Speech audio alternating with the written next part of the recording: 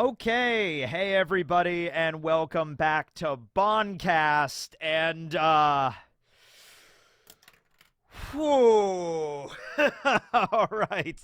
This is an episode. I mean, you thought last week was an episode? Oh, this one is intense. This one is very intense, and it's probably due mainly to the reveal of some promotional artwork for the original Gotei 13. That's right, the original 13 captains of the Gotei, the ones that, founded the Gotei 13, was released by Kubo earlier this week. And unfortunately, I remember it came out, the day before I got sick. So I'm like, I see that, and I'm like, well, I obviously have to make a video about that. And then, the next day I lose my voice. So I do intend to make a video about the original Gotei 13. However, I did not expect at all. I don't know if some people knew this, they knew they were going to be in this episode or not.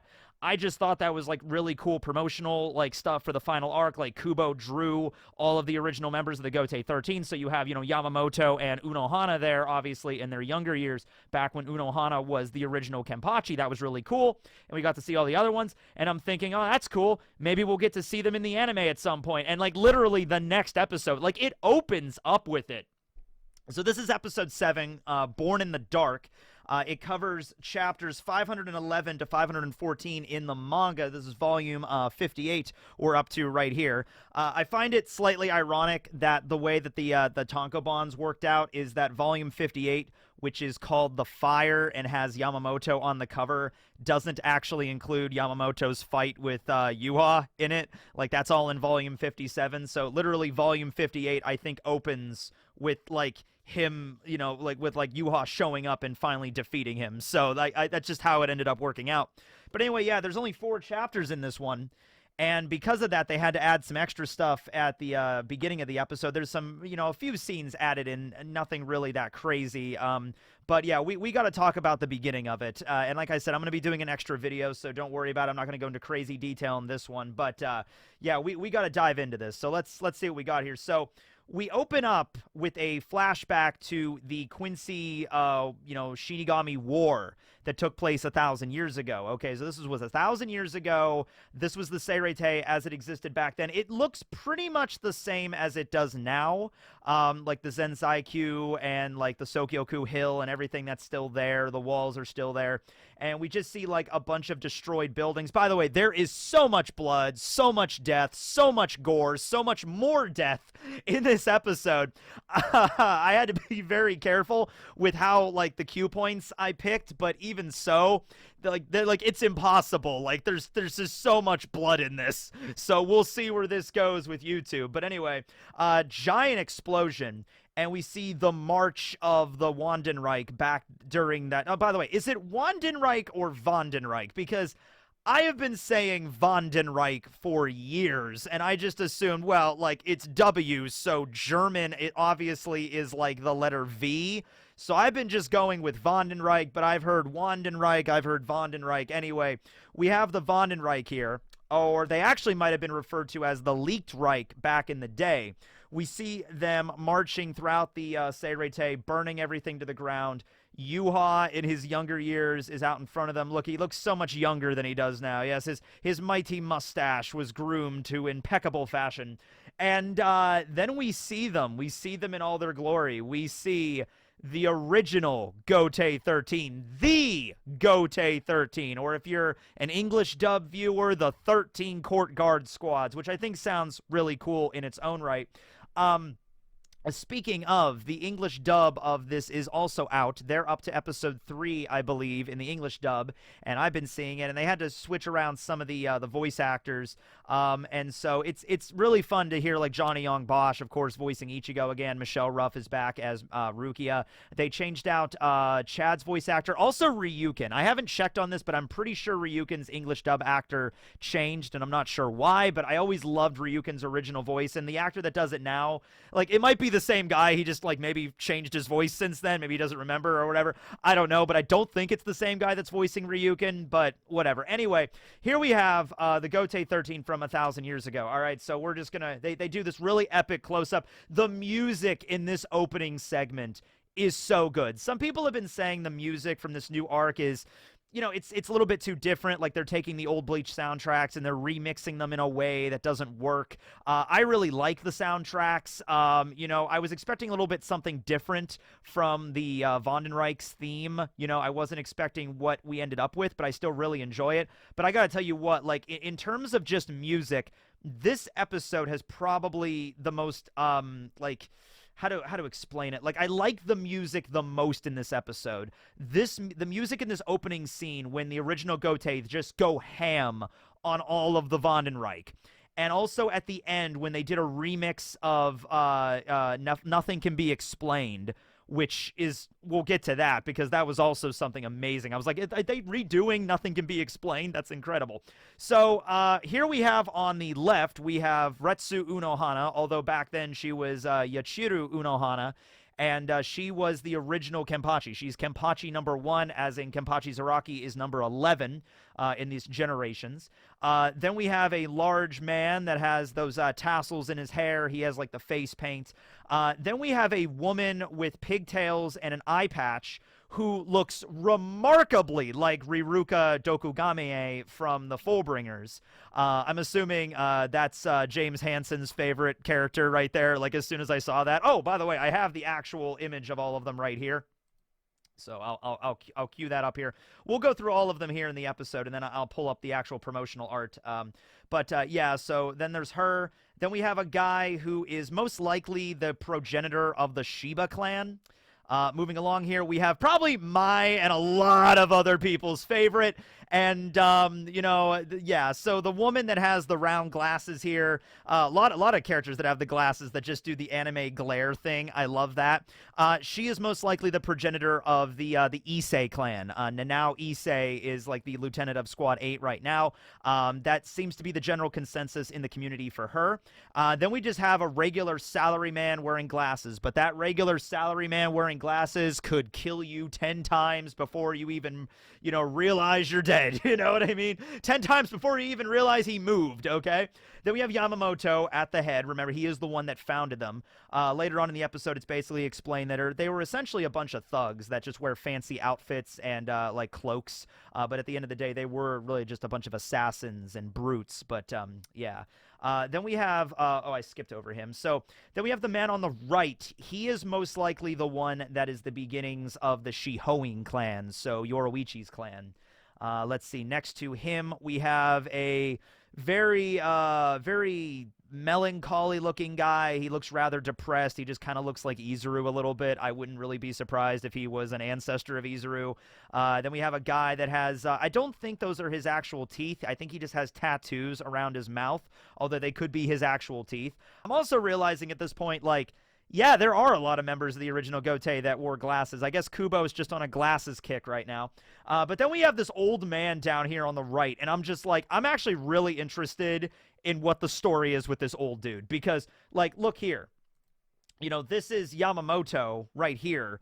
1,000 years ago. He looks like, he's in his maybe 50s. Cut to 1,000 years now, and he's like this really old man. So that means, like, this dude right here on the bottom right, like, he has to be older than all these other members. So he was a Shinigami before the Gotei existed. I don't know if it was like he was around before Zanpakuto existed or like what the situation is with that. We're actually going to meet the creator of the, Zanpakutos later on in this arc, Nimaya. So we'll find out with that. But, like, I'm actually really interested in this old dude and what his story is. He might have been the one that taught Yamamoto for all we know. You know what I mean?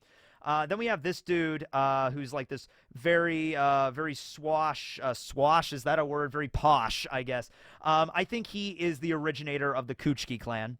And then on the very far right, we have a dude that looks like, honestly, he should be the Kenpachi of this generation. But the thing is, the way that the Gotei 13 are back then, pretty much all of them are Kenpachis, even if they don't look like Kenpachis. But this dude has, like, the animal skin, like, scarf draped over him. He's got, like, the really sunken-in features. Looks like his face was chiseled out of granite. Yeah, absolutely terrifying dude.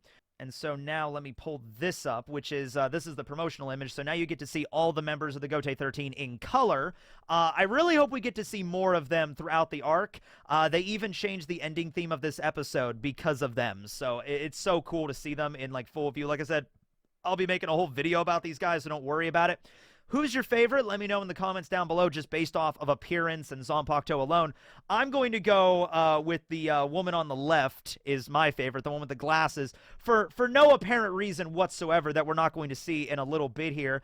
And there's also the founders of the 4 noble houses. So the dude that has like the blue bracers also has the Shiba family crest on the guard of his Zanpakuto. So he's probably the originator of the Shiba. Then we have the man with the straw hat sort of thing on the right. I think he's the originator of the Kuchikis. Then there's the man with the dark skin and the white hair and the orange scarf. That's kind of a dead giveaway for the Shihoin clan, because, you know, Yoruichi wears orange. I think orange is just like the color of the Shihoins. So, yeah, he's there. He looks pretty cool. And then I think the dude... The 4th noble house, I can't remember the name. It's revealed in the Bleach light novel, Can't For Your Own World. Like, the main villain of that light novel is the member, I think, of the 4th great noble house. And I think it's the dude on the far right, like the Izuru, depressed, melancholy-looking dude. I think that's the guy in the top right corner right there. That's the dude that's the progenitor of that house. But, yeah, I hope we find out more about them as we go about. Okay. But anyway... so back to the episode here. I wonder how this is going to go. So we have Unohana just diving into the battle. Like, she's the first one to just jump out of this awesome lineup, like the Avengers showing up, like dun-dun-dun, dun-dun-dun, dun-dun-dun, dun-dun-dun, dun-dun-dun, da-da-da, and then boom, she just jumps in and just starts carving people apart. She literally slices a dude in half. There is Unohana. There is the Unohana, the original Unohana, the first Kenpachi. Bam. Then we have this big burly dude that just grabs these 2 Quincy's and just slams their heads together so damn hard they just explode upon impact. We have this lady who's just sticking her tongue out because Kubo likes to do that a lot with characters. She's having a ball. You know what? I cannot... she has to be related to Riruka in some way, shape, or form. Like, I don't care if you're going to do some Soul King, like, fragments of his body sort of deal. I don't know how this is going to go down, but she looks, I mean, like, look at her right here. Look at her. I mean, she looks like Riruka 100%. If you want to tell me this is Riruka's mom or, like, her older sister, like, that would work perfectly, okay? So there's definitely going to be some kind of family relation there. Let's see. There's this dude, the salaryman guy. He looks like he just has, like, a Tonto for his Zanpakuto. He just, like, doesn't even attack in a really grandiose manner. He just walks calmly up to one of the Sternritter and just slits their throat and just calls it a day, you know? Then there's the Shihoin clan member that just kicks somebody, so obviously he's using Hakuda, so that's definitely indicative of the Shihoins. This guy with the teeth, maybe they are his actual teeth, I don't know, maybe they're just like some kind of metal bracer or something, like braces or something, I don't know. And then we have Yamamoto just walking in. Did I skip the scene with the, hold on, let me go back a little bit here. All right, so we have the epic lineup. Oh, there they are. Okay, so I forgot to showcase this off earlier. This is very, very important. Okay, so I want you to pay very, very close attention here, okay? Okay, so we have the good lineup of all 13 original captains here. So on the left, we have Unohana, then we have the big guy, and then we have Riruka's mom, and then we have the Shiba clan family guy behind Riruka, and then here in the front, so the woman with the glasses, right? Okay, so if you pay very, very close attention to her character, it's very subtle, but what you can see is that she has really big tatas. Okay, I wanted to clarify that. This is BANKAST after all. We are here to handle the very important information. That's my job, all right, to point out the moments in the episode that you might have missed. So I just really wanted to focus on that. Yeah, there we go. So anyway, back to the fight. They are just slaughtering and just like curb stomping their way through the Sternritter of old. Like, they really have no chance of winning here. Yamamoto lights up his Bankai. He's just literally, you see how in the background this is all faded out? Like, he's literally walking over a pile of Quincy corpses right now. Like Yuha, like you saw it in the last episode where Yuha was standing on a corpse, the corpses of all of his like entire army, like thousands of Quincy's. He's just standing on like their dead bodies. Yeah, Yamamoto's literally walking on that right now. He's just burning up their corpses, their skulls. We see Zydritz, we see Hubert Angora, we see, not Angora, I think Angora is the name of a country, Argola, I think that was his name. We see all of them just get burned to cinders by Yamamoto's Bankai. There's Yuha there. And right about when Yuha is about to be defeated, he kind of stands up to, like, you know, face off against Yamamoto. Like, he knows he lost, but he's like, well, I'm going to take you on. And then he doesn't even get the pleasure because at that exact moment, Chojuro Sasakibe, this is something James brought up in the last episode. Chojuro, he was hiding in the pile of corpses, steps out behind Yuha, stabs him in the back with Gonorimaru, and then just strikes this face of just like, ah! And then Yamamoto delivers the finishing blow, what he thinks is the finishing blow on Yuha, brings down the flame, giant explosion. Now, this does not kill Yuha, as is the case, he is still alive right now, but it definitely defeats him and maybe destroys him. The idea behind Yuha's abilities, at least the way his body works, is very complicated. We learn about it a little bit more in the manga. But essentially there is a Quincy folktale, or like song, poem, as it were. And the way it goes is that there is a Quincy king that has been sealed away or defeated, and it will require him 900 years to regain his body, 90 years to regain his intellect, 9 years to regain his power, and then 9 days to conquer the world. So basically 1,000 years, which is when this battle took place. So the implication is kind of like Yamamoto did not fail to defeat Yuha. The implication is he did defeat Yuha, completely destroyed his body, like burned it to cinders right in front of him.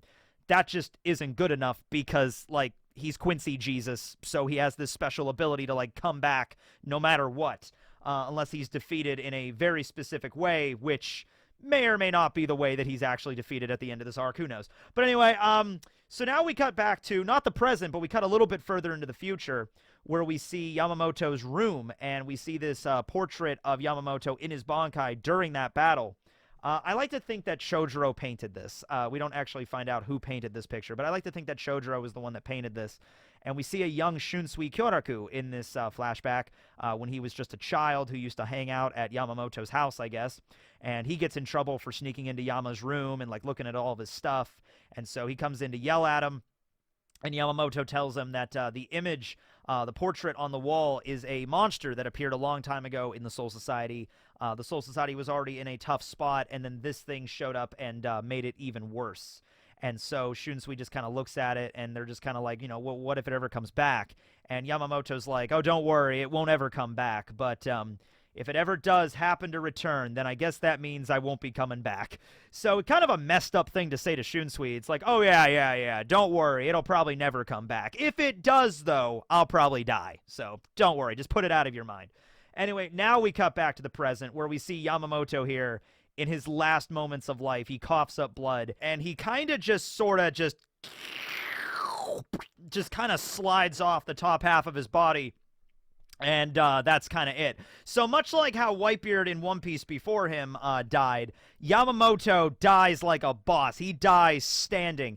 And even more so than Whitebeard, because Whitebeard, you know what? He got a magma fist in the chest and half of his face burned off, and he took like a crap load of cannon fire and swords and bullets. You know, who gives a shit, really? Yamamoto gets cut in half, and he still stands up after he dies. That's how you know he's a boss. So, yeah, we have the flashback where he's like, I'll probably never come back here again. We have a scene with Shunsui and Robert Akutron. Robert just kind of, you know, as Shunsui's like, old man Yama, no! He, like, turns away from the battle, and Robert just pumps him. He takes the opportunity and just pumps Shunsui full of lead, or, you know, Quincy Reishi, Quincy lead, whatever you want to call it. He just guns Shunsui down. The rain is a very prominent backdrop in this episode. The rain in any anime, I don't think, has ever looked as good as in this episode. It's obviously hard to tell just from this, like, you know, screenshot and everything. It's a little pixelated, but trust me, the rain effects in this episode, the way that there's puddles on the ground and the blood from the battlefield seeps into the puddles, and so it's just this diluted puddle of red. It just works really well. It's very realistic looking rain. We have Yamamoto there on the ground, Yuha standing over him. And he's just like, okay, battle's over, Hashwolf. This is actually where we find out Hashwolf's name at this point. They're beginning to leave, but Yamamoto's not quite dead yet, even though the top half of his body is currently separated from his lower half. He grabs Yuha's leg, and I think this is like the moment, like, I thought it was going to be something similar with Aizen, where he's like, Hado 96, Ito Kaso, I'm already dead, I'm already cut in half, might as well use up the other arm. But I guess, Yamamoto is completely drained at this point. He burned up pretty much all of his Ryatsu when he was fighting Royd. So I don't even think he can use Kido, even if he wanted to here. And so at this point, Yuha just literally slices off his wrist and then destroys his hand. He just looks right down at him and he says, "You will never know why I removed you from being one of the special war threats or the special war powers." So hold on a second, actually. Let me check the official translation on this. So I remember one such translation of this was, you probably couldn't understand why you weren't one of the 5 I was concerned about. Okay, so it implies that Yuha never considered Yamamoto one of the 5 special war powers. In this version, it implies that he did consider him one, and he made him one, maybe in like the first draft of the 5 war powers. Like, here are the 5 people we need to worry about. Yamamoto might have been the first person on that list, but then after some consideration, Yuha decided to remove him. And the reason for that is a few different things. One of such is like, hey, why didn't you restore your left arm that you used to activate, Hado 96 back at Fake Karakura? You could have asked Orihime, and she would have healed it for you. Also, there's Yamamoto's, the top half of his body, still standing up in front of Yuha. It's just there. But he's like, yeah, you could have asked Orihime Inoue to heal you, and she would have done it, so why didn't you do that?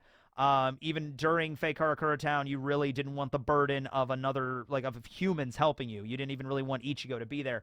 So it's an interesting, he says, you've grown weak, Shigekune Yamamoto.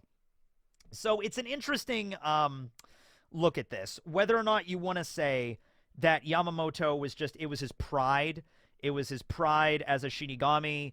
I don't need help from anybody else. I'm the head captain especially. I'm the captain of Squad 1. I'm the strongest Shinigami. I don't need help from humans. I don't need help from Ichigo Kurosaki. I'm not going to ask the human woman with the magic fairies to heal my arm, because that's what I did. It's my battle scar. I'm sure Yamamoto really did just view it like another scar. It was a little bit more extreme than that. He lost his arm, but he's like, it's just like another scar I have all over my body, right? So you could look at it like that, like just purely from an egotistical, prideful kind of old man sort of perspective. Or you could look at it from the perspective of, they're both kind of prideful, but you can look at it from the perspective of, hey, we are the Gotei 13. We handle our own shit. We handle our own house. We handle our own dimension. We handle our own battles. We don't ask the humans to help us. We don't ask anyone to help us. We handle this stuff on our own, which is still faulty logic considering the threat that the Quincy's pose. But it's a little bit different than just him being a prideful old man that's just stubborn. You know what I mean? I guess they both kind of come down to that, but one of them is more about Yamamoto's own personal pride, and another one is about the pride of all of the Gotei 13. Which, by the way, Yamamoto is not the only person that shares that pride. Byakuya has it, Mayuri has it to an extent. A lot of the Shinigamis sort of don't like the idea of always relying on Ichigo Kurosaki to handle the battles for them. You know what I mean? And you could understand that. But that's up for debate. I like to think it's more of the latter. I like to think it's more of just the general pride of the Shinigami and why he did not, want Ichigo to really help them. I think when it comes to his left arm, I think it's a little bit more of his own personal pride on that one and more of just treating it like a battle scar. But that's just my opinion. So Yuha is now going into a little bit of detail on the original Gotei, and he's talking about how they were the court guard squads in name only. They were basically just, assassins and savage killers that were given fancy titles and fancy outfits, and that was basically it. At the beginning, they were a group of savage killers, but because of that, they were extraordinarily formidable, and now the only ones that are left are Yamamoto and Unohana that we know of. And Unohana was given strict orders by Yamamoto to stay in the 4th Squad barracks no matter what, because her expertise is now healing, not killing, although she could still bust out that sword anytime she wants. So, Whether or not like the battle would have changed if Unohana would have been on the front lines, who knows? They definitely would have, had a better shot. But, that is, que sera, sera, what can you do? But, they're going on and saying that, like, oh, all that, though, gave away to the fact that after the Quincy's were defeated 1,000 years ago, Yamamoto became a teacher. He became someone to, protect the students and the new Shinigami that are coming down the line. He basically thought of himself as like a grandfatherly figure to all of them. It also is a nice flip because Yuha mentions that back in the day, Yamamoto would give no regard for the people under him. If it meant that he could defeat the enemy, he would gladly step over and sacrifice as many of his own men as possible. Whereas Yuha back then might have been actually a little bit more kind to his own men. So Yuha back in the day, 1,000 years ago, actually cared about his Sternritters like they were friends and family, and Yamamoto did not care about his subordinates at all. And now, 1,000 years later, it's completely reversed, where Yuha has become more callous to his Sternritters. We're going to see that a lot more later throughout the arc, whereas Yamamoto has become a lot more like he treats them like his family. He would never consider sacrificing the other captains or his the other members of the Gotei 13, no matter how low ranked they were, for the sake of a battle. Back then, he was ruthless, and he was a beast with the sword, as Yuha stated. And he just says, you have grown weak, Shigekune Yamamoto. And then he proceeds to bombard the crap out of Yamamoto's corpse. It was, I guess barely a corpse. He was barely hanging on to life. In the manga, it was hard enough to see this, but here in the anime, it is just I mean, it's like, forget the double tap. It's like the dodecahedron tap. It's like, the roll D20 5 times tap. It is like over and over and over again. He literally reduces Yamamoto's body to just like cinders, completely, reduces it down to jelly after this is over. You just see smoldering craters. Like this right here is what is left of the 1st Division Captain Shigekune Yamamoto Genryusai right here.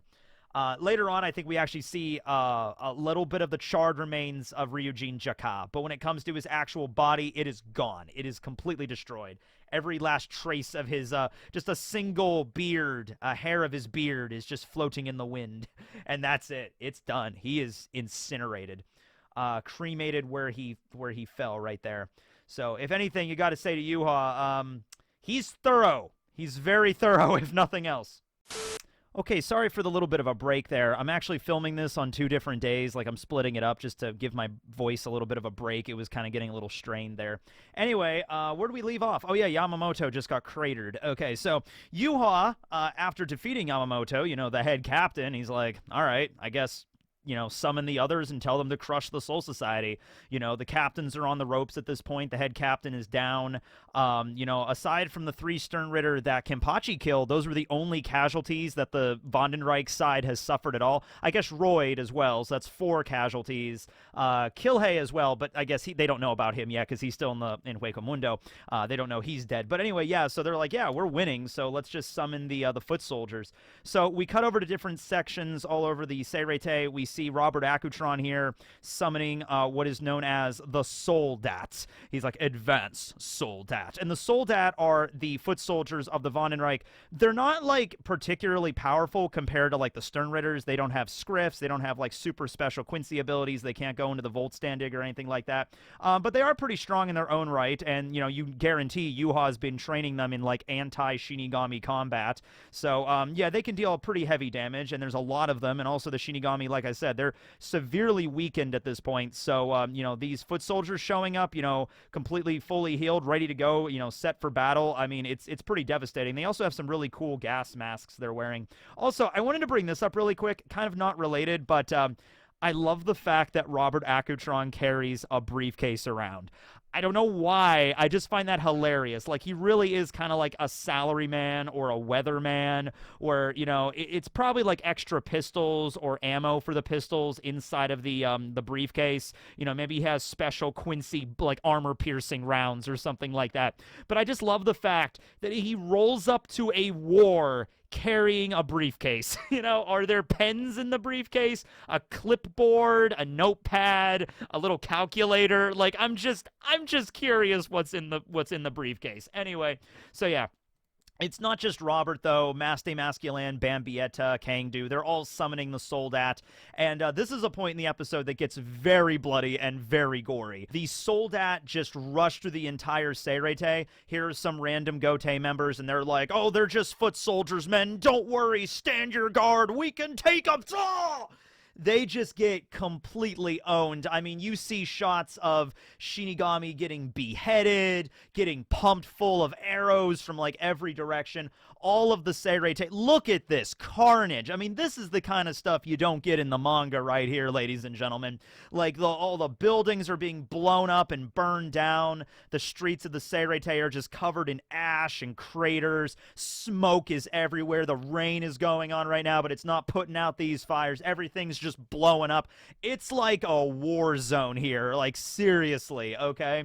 And so, like I said, I had to cut a lot of this stuff out because there's a lot of gore about it, but this episode at this point with the music in the background as well, it is just like hammering in that, yeah, the Shinigami have definitively lost this one. I mean, they have. Head captain's dead. You know, Kenpachi put up a little bit of a fight against the Sternritters, but he's down now. Let's go through all the captains really quick, okay? So, you know, Yamamoto's dead. Soifone is fighting against BG9. She lost her Bankai. She doesn't seem to be doing much. Rose, I guess Nanana defeated Rose because Nanana, you know, showed up against Yamamoto, and then Yamamoto burned him. So I guess that fight was over. I guess Rose lost. Unohana is in the 4th Squad barracks. She was told not to leave. The 5th Squad, Shinji and Momo have just been running around the Seirete. They have been fighting people. It's just we don't know who they fought against. Byakuya had his Bankai stolen. He's almost dead. Sajin has his stolen as well. He's fighting against Bambietta. I guess he's kind of putting up a fight still, but it's not looking good. Shunsui just got gunned down by Robert. Let's see. Kensei, we actually didn't really see much of Kensei. Yeah, I don't think we really saw much of Kensei at all during the first war. We saw some stuff with Shuhei fighting Driscoll, but didn't really see anything with Kensei. So I guess Kensei's the only captain that's still putting on a fight, you know? Toshiro got his Bankai stolen. He's up against Kangdu. It's not looking good. Kenpachi's down. Mayuri is probably doing the sensible thing and staying in his laboratory right now and just analyzing everything. And you might say that that's... And Uketake is also fighting against Nyanzo, probably. But the thing is about Mayuri, you might say, like, he's hiding away in the laboratory. It's probably what he's doing. Honestly, though, Mayuri might realize that the battle is lost and there's no way that they could possibly win. So instead of going out to get killed as well, he's just going to stay in his lab and analyze every single bit of data he can on the maybe a chance to deal a counterattack, which does come in handy a lot later on, like in spades. He develops something that could really help out against the Quincy's. So, yeah, I would imagine, though, he's probably just hunkering down in the lab at the moment. But anyway, yeah, we see the whole Soul Society here just burning down and just like all hope is lost. We have Basby here. This shot is right after he steps on a random Shinigami and just snaps his neck right there. So there's a Shinigami on the ground crawling around like, oh, please, somebody help me. And then Basby just steps on him, and then you just hear a crunch. Just snaps his neck, and then there he is. So Basby is Sternritter H, the Heat, and it is because of the Heat script he was able to survive Yamamoto's burn attack. So it wasn't like the Tres Bestia when at Fake Karakura he kind of lets them off with a light charring. No, he really did try to burn Asnote, Basby, and Nanana to death. It's just that using Basby's own ability, he was able to mitigate the damage enough. So he still got badly burned and his mohawk got singed and everything, but they were able to survive because of his ability. So at this point, we start seeing this from all of Ichigo's POV. This is actually a really cool shot in the manga as well.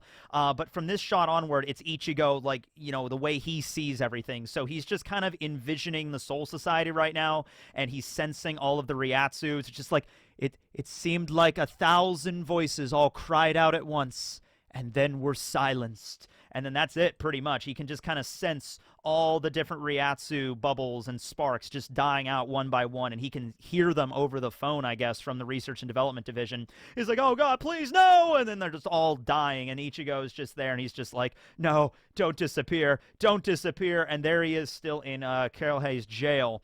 And then finally, after one more mighty yell, he's just slamming Getsuga Tenshos against this hamster ball for like the last 10 minutes. Just full power Getsuga. Getsuga, full power Getsuga. You notice that he's bleeding, and that's the reason why. He keeps slamming his own attacks, and it gets like rebounded, like recoil back into his face.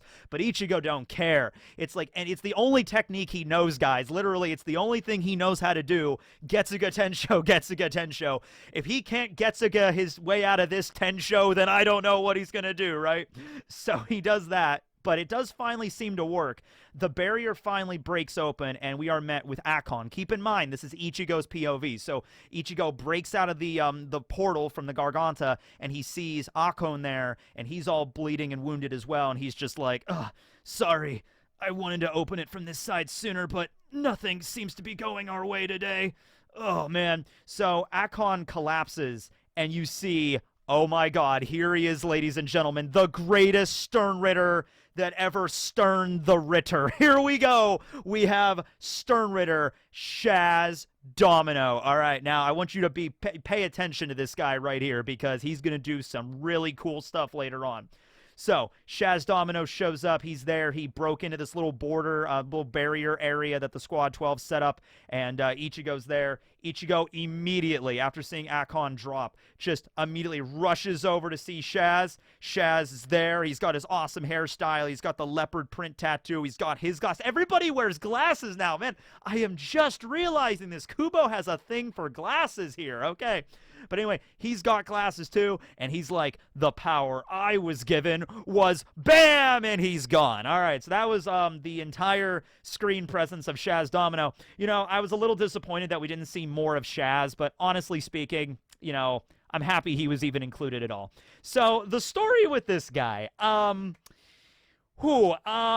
general idea, and I think this was revealed in one of the data books. It might have been the Dagger. It might have been something else. I don't think it was a light novel. So there's a Sternritter that shows up later, and he is Sternritter V, the Visionary. His name is Gremmy. He has, his Sternritter ability is to create life. He can basically make anything that he imagines a reality. That includes other sentient, autonomous beings. So he as part of his Sternritter script, allows him to create other Sternritters. So the idea is that Shaz, because Shaz never shows up again after this, and people wondered whether or not Kubo just forgot about him or replaced him with somebody else. But no, the idea is that Gremmy created Shaz and was basically using Shaz as like a remote control, like, toy car, essentially. Like, Gremmy's not actually fighting. He's going to create other Sternritters to do the fighting for him. And we see another Sternritter that he creates later on named Gwenail Lee, who was a artificially created Sternritter by Gremmy, okay? So it would fit very well if, let's say, later on, and Gremmy doesn't show up until much, much later, but it would make sense that when Gremmy finally does show up in the story, we have a flashback of Shaz, like, kind of just finally connecting the dots. I think Shaz, his official designation is Sternritter, like, Omega, or the Sigma. Yeah, he's Sternritter Sigma. And his ability is he uses these, like, daggers he throws. That's actually how he took down Akon. But, yeah, so a lot of stuff with him that's never been explained. All the other Sternritter letters are accounted for without including Shaz. So the only way Shaz could make sense as a Sternritter is if he was one of Gremmy's creations. Like, that's the only thing. Or unless you're going to do some weird, like, you know, I am the Omega, I am the Sternritter Alpha, you know, something like that. And that's kind of what he is. But yeah, it makes sense if you just consider him as one of the creations of Gremmy. That really makes him fit. Anyway, he's gone now. Now, I love this shot because Ichigo is here, but you don't really hear anything from him. You also don't see him.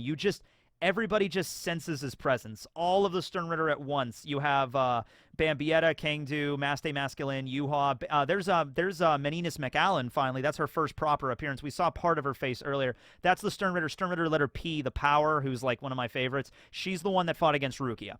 Then we have Basby, then we have Hashwolf, okay? And they're all sensing Ichigo, and they're all, like, collectively pissing their pants at the same time. Like, whoa, okay, what is that? Daddy's home. So here we have Ichigo. I love this. In this shot, it just is very fluid. It's like Ichigo pops through the barrier. barrier, picks up Akon, defeats Shaz, lands, lets Akon down so that they can care for him, and he immediately goes back to survey the area. We don't see his face. We don't see the expression that Ichigo has, which is something that's very powerful because you can only imagine. It's left up to the imagination, but you know exactly the kind of expression that Ichigo has on his face right now, witnessing the absolute devastation and annihilation of the entire Seirete. Okay? His expression is very stern and serious, but I think it's way more powerful, like, as a choice from the author, that we don't show that. And it's just like, oh my god, this is so intense that showing it to us would actually diminish it a bit. Or we have to wait a moment to really see the full reaction, you know what I mean? I think really powerful choice there. Bambietta is definitely scared. She's just like, okay, what was that just now? Now we have the shot. This is where Byakuya was defeated. Also, nice little note that they kept the hole on the ground there where when Byakuya showed up and created the hole so Maste Masculine fell down. I love how they still included that. But anyway, yeah, Byakuya is still pounded into the side of the wall. He hasn't moved since Asnote just drilled him into the wall with Senbon Zakura Kageyoshi. So Ichigo, he kind of surveyed the whole battlefield, and you saw he senses Renji, he senses Rukia, he senses kind of everybody, and he chooses to go to Byakuya. And the reason he does that is because he senses that I think Byakuya is the one that is closest to death. Out of all of the Shinigami, all of the captains, he's the one that's the closest to it. Yamamoto's already dead, so there's really not much of a Ryatsu for him to sense there. Byakuya is just probably just barely hanging on by a thread at this point. Like, he can't even move. Later on, you basically learn that his entire stomach was essentially carved out by Asnote's attack. So, of course, the first thing he says is Rukia and Renji, you know, what about my sister? What about my sister's future husband? Or my lieutenant? Yeah, sure, whatever. Are they still okay? And Ichigo just says, once again, we don't see his face. We just, you know, see his feet there. And he just says, oh, yeah, don't worry. Renji and Rukia are alive. And he's like, ugh, thank goodness. Now, listen. It's really hard for me to convey the emotion in this scene by just showing some screen caps from the episode and just talking over it. Like, Byakuya is really, really sad. He's sad he couldn't save the Seirete. He's sad that, you know, he's gonna die, and then, you know, but he's happy that Rukia and Renji are alive, at least. No. You have to understand who Byakuya Kuchiki is as a character to truly appreciate the, like, Herculean weight of this scene, okay? This is one of the most prideful men in the entirety of the Gotei 13.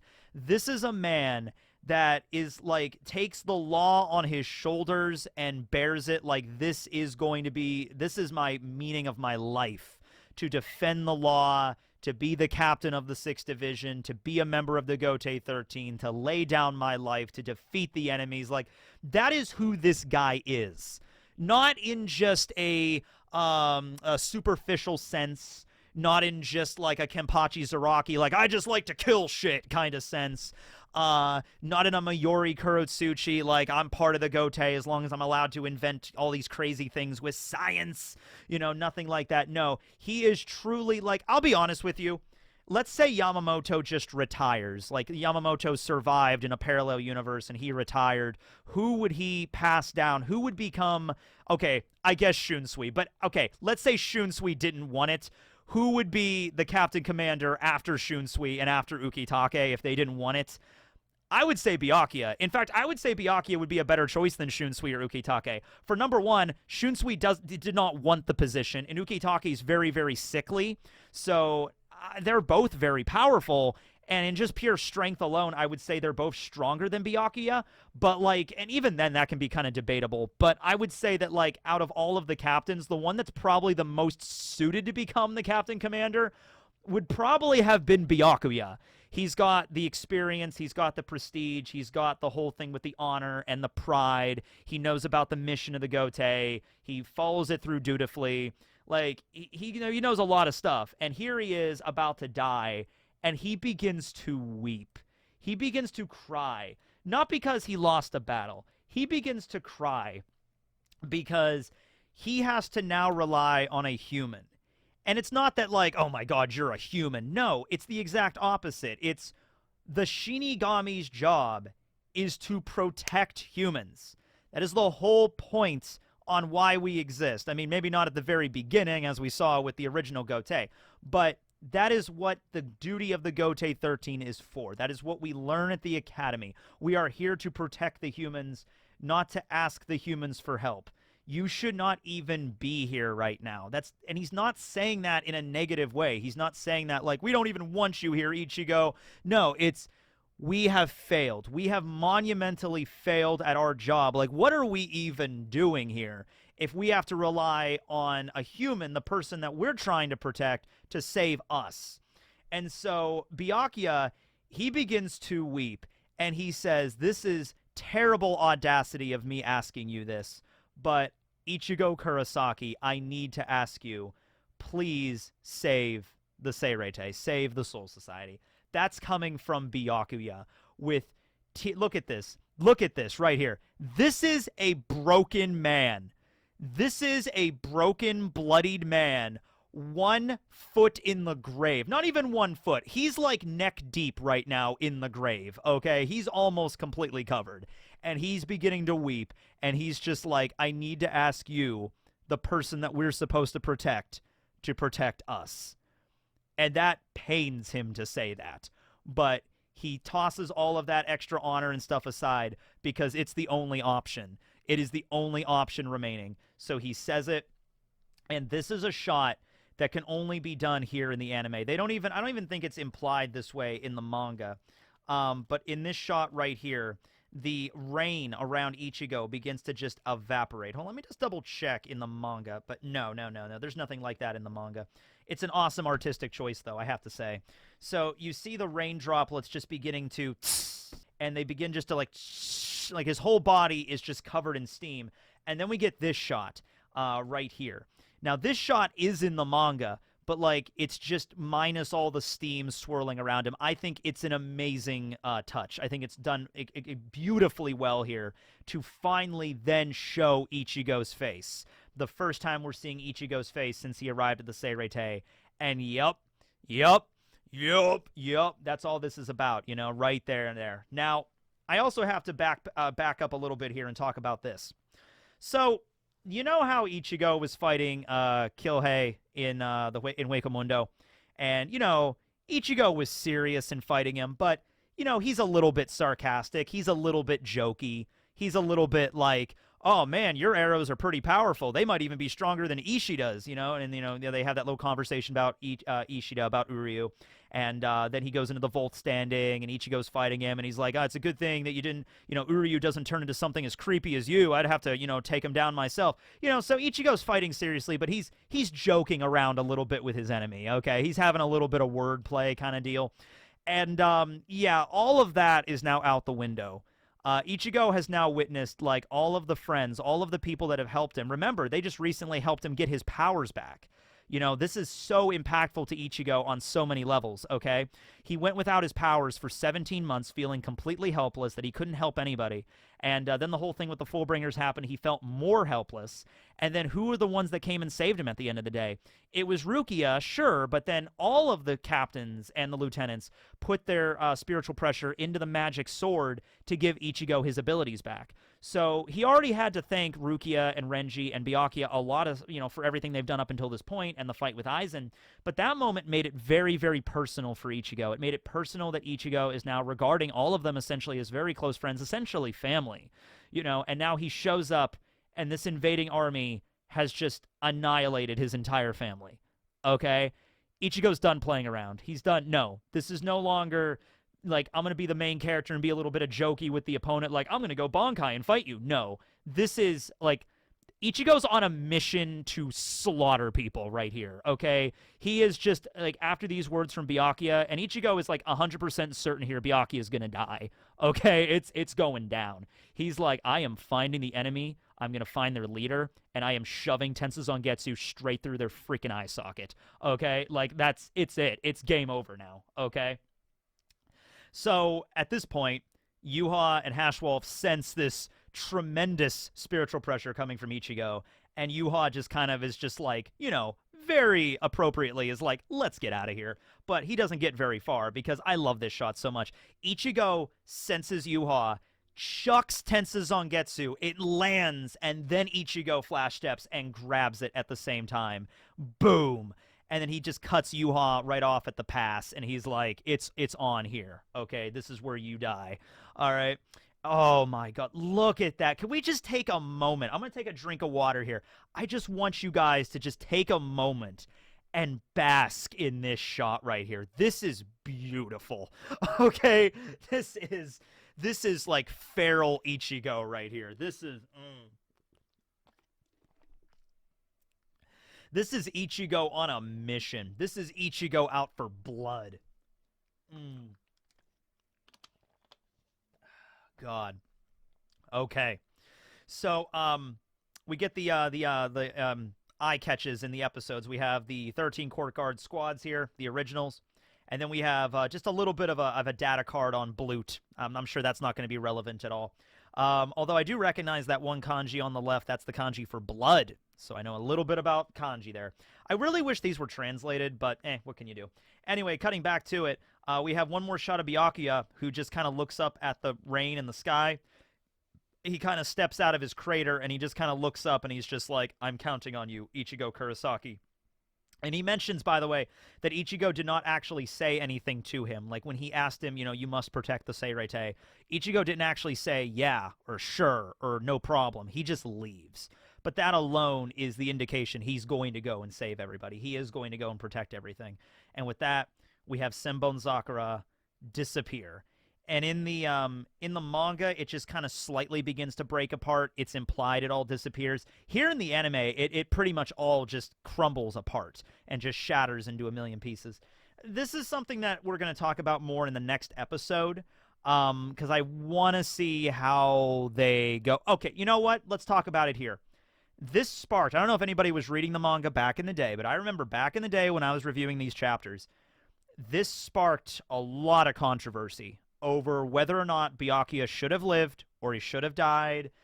Did Kubo plan on him dying and then backpedal at the last minute and decide to, oh, wait, he's not dead, because he's really beaten up here. His Bankai's stolen, and his sword is literally shattering apart right in front of him.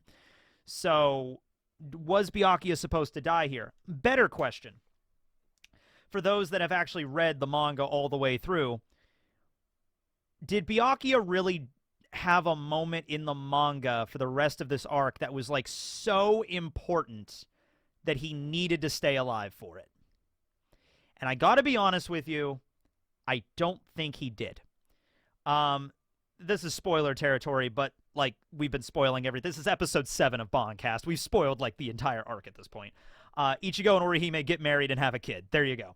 But anyway, no. So, Byakuya shows up during the Asnote versus Rukia fight, but he doesn't really fight Asnote that much. He basically just relies on Rukia doing it, and Rukia is the one that finishes him off.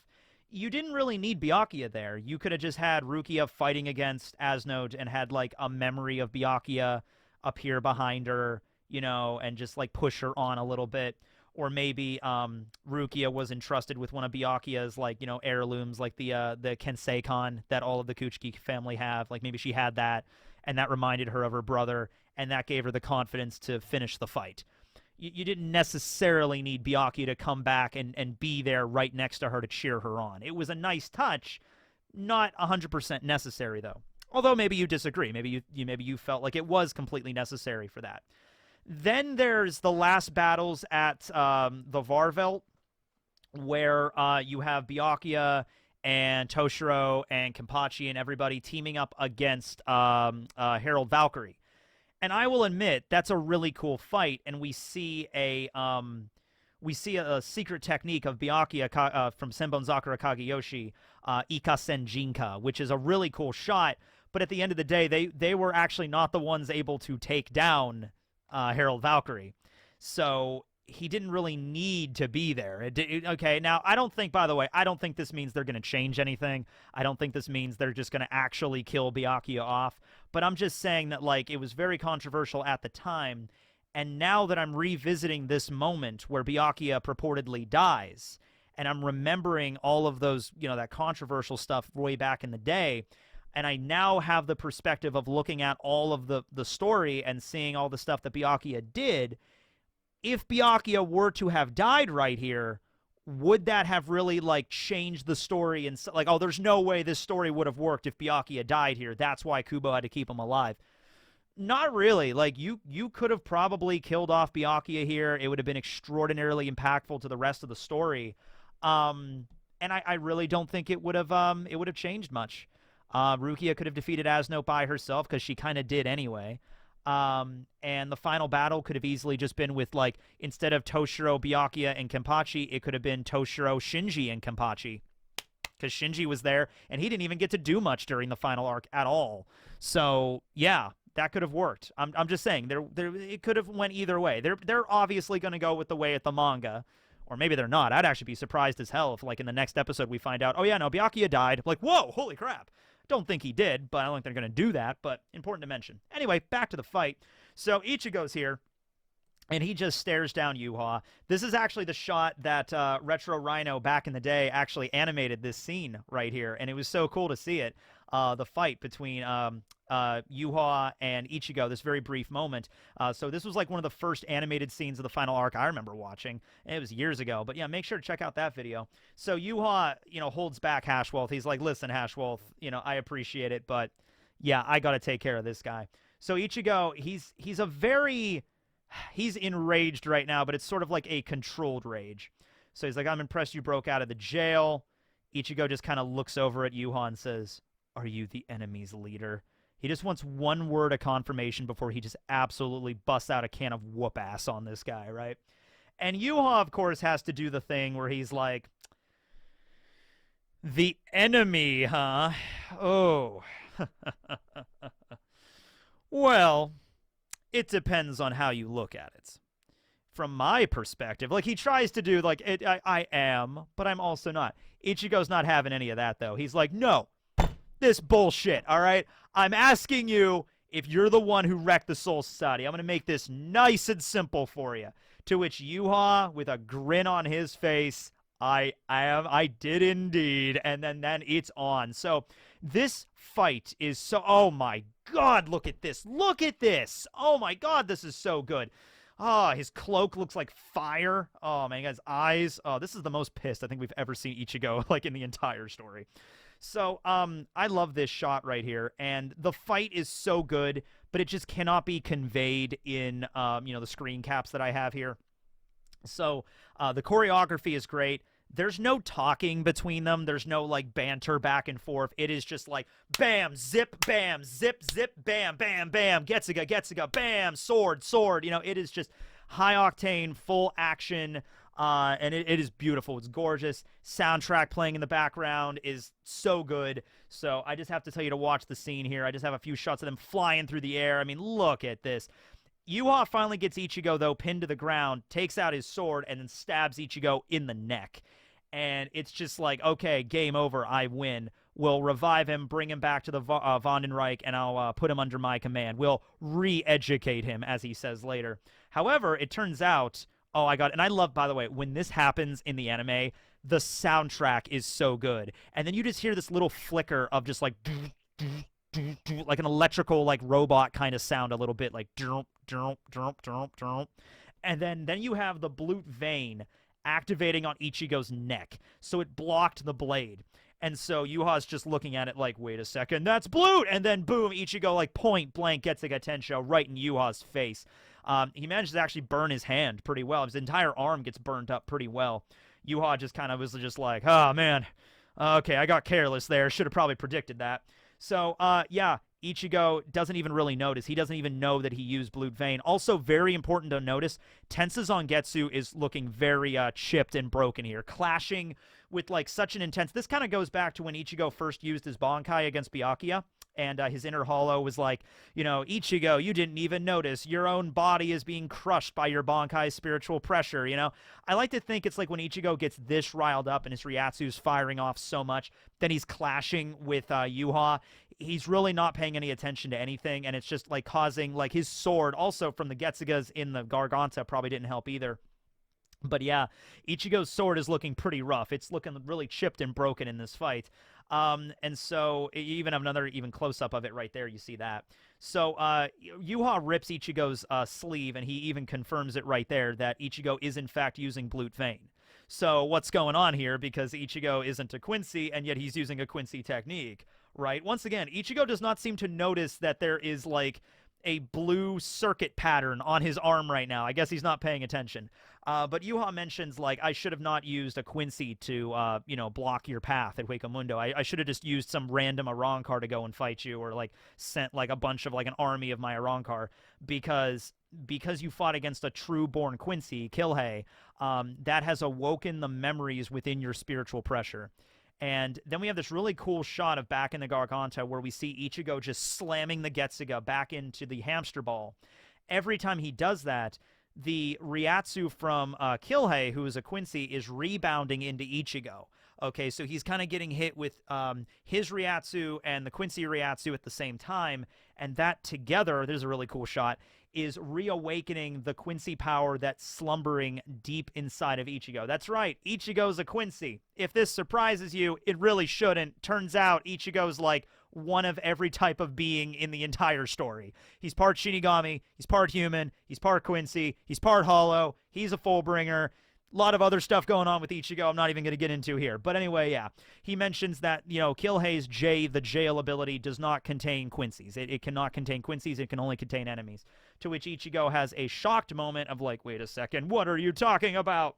And now he gets a little bit confused. And later on, we're going to actually find out what Ichigo's viewpoints are on Yuha, because he just lands in front of Yuha and just starts fighting him. But he begins to double guess himself of like, why did I know exactly who the enemy leader was? And he looked super familiar the second I showed up. And this is going to be revealed that he's connected to Zangetsu later on, or the Zangetsu that we're familiar with.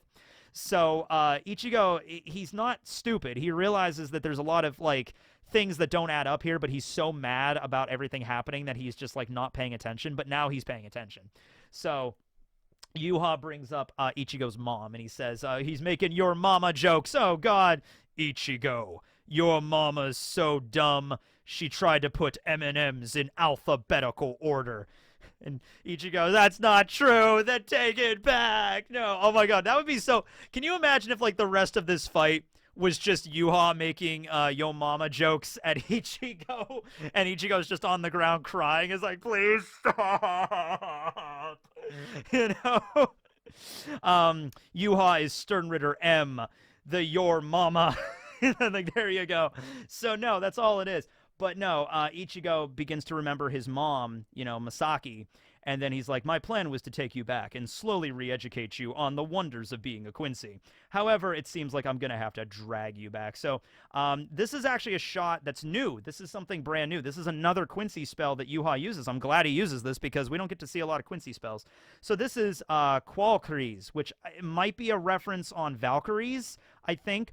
And so basically he just creates like an entire area of bows around him. So a bunch of these pillars of light show up, and then they all turn into bows and arrows. And they kind of like fire at Ichigo from like an omnidirectional kind of like all directions sort of situation. Ichigo dodges them a little bit, but then they hit these rocks and they like pin Ichigo to the rocks, and then it breaks, and you see Ichigo like he just got like slammed by like 10 tons of boulders at once, and then the arrows, and he's like, oh, mommy, I don't want to go to school, so he gets a little rocked there. You also see the Blute Vena still on his face. That's a cool effect. By the way, the entire time this is going on, the Bleach soundtrack, Nothing Can Be Explained, is going on, and I love that soundtrack. It's the one that plays when Ichigo is like first going into his inner world and meeting Zangetsu, and it has that really creepy like, nothing can be explained, nothing can be explained. It's so creepy, and the redone version of it here just works so well, where Ichigo is just like, I don't know what's going on anymore, man. I'm a Quincy, and my mom was a Quincy, and Byakuya is dead, and I don't know, man. So anyway, at this point, Yuha's about to deliver, like, the blow that's not going to kill him, but, like, wound him enough that they can take him back with him. And he's like, I can pierce through your Blute vein, so don't think you can be able to evade it this time. But at this exact point, the Shadow realm reactivates with... by the way, I love the Shadow sound effect. It's the same sound effect each time. It's just a little, like... I love it. It just works. Anyway, so the Shadow activates, and Hashwalt mentions that we've been outside of the Shanten Beirike for long enough. I think the Shadow Void or Shadow Realm or something. And he's just like, yeah, so they can only stay out of their shadow dimension for a certain number of time, certain amount of time, I should say. And Yuha's like, that's impossible. We still have plenty of time. He's like, oh, wait a second. That's right. I met Aizen. I had a contact with Aizen. He did some Kyoka Suigetsu trickery, and that messed with my sense of time. I like to think that now that we know exactly what they talked about, I like to think that Aizen messed with Yuha's flow of time just so Yuha would stay longer so Aizen would have somebody to talk to because he's been alone for like 17 months. I'm just going to mess with his perception of time really quick so I have more time to talk to him. You know, I want to speak to him. Anyway, I just want somebody to talk to. Anyway, Hashwolf mentions, you know, it'd be pointless to try to stop you, so I didn't bring it up. He's like, all right, whatever. So all of the Quincy's are forced to retreat, but at like this point, who cares? There's Meninas. I love that they're focusing way more on Meninas. She's not even like the prominent member of the Sternritter clique. Bambietta is sort of their leader, and then there's Sternritter G, T, M, who's her, and then Z. And so I love that they're focusing on Meninas, though, because she's objectively the best. And like, there you go. Anyway, she goes back.